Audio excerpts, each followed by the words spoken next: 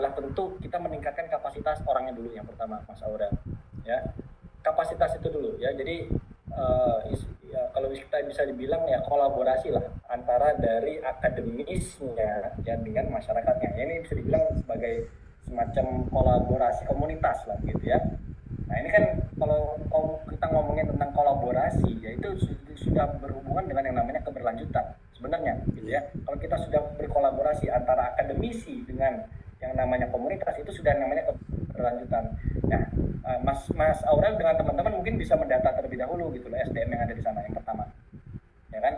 Gimana pemuda-pemuda di sana seperti apa gitu ya, kelompok-kelompok organisasi masyarakatnya seperti apa di sana, kelompok UMKM-nya seperti apa, ya kan, orang tua di sana seperti apa, tetua adat seperti apa. Jadi profiling terlebih dahulu masyarakatnya seperti apa, sehingga nanti Mas Aurel juga bisa memilih nanti bagaimana.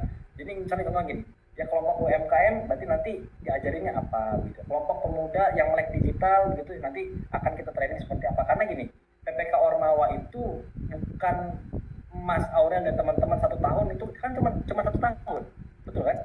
Setelah 1 tahun kan selesai gitu kan. Maka dari itu kan yang harus didekati adalah pemuda-pemudanya sebenarnya. Nah, pemuda-pemuda inilah yang bakalan nanti keberlanjutan dari program PPK ini akan dipegang sama pemuda-pemuda lokal itu. Jadi fokuslah yang pertama literasinya kepada pemuda-pemuda digital dulu gitu loh. Ajarin mereka bagaimana cara menggunakan digitalisasi dengan baik ya. Contoh digitalisasi dengan yang baik itu yang seperti apa Pak? Ya misalnya kalau misalnya kayak kita berbicara tentang pariwisata ya tentu mungkin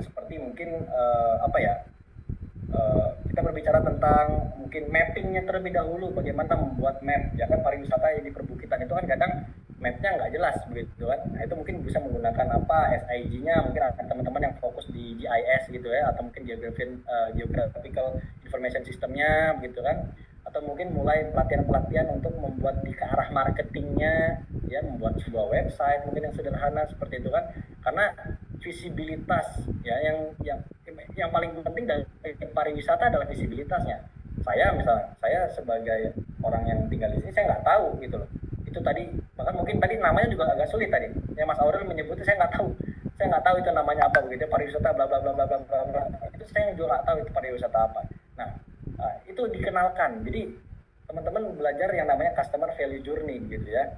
Ada, kalau misalnya kita ingin mengenalkan sebuah bisnis, itu berangkat dari mana? Dari awareness terlebih dahulu. Belajarlah, ajarin mereka untuk buat sebuah website yang sederhana aja ya, website sederhana yang bagus ya, pakai blog boleh lah, nanti ajarin mungkin pakai domainnya, pakai host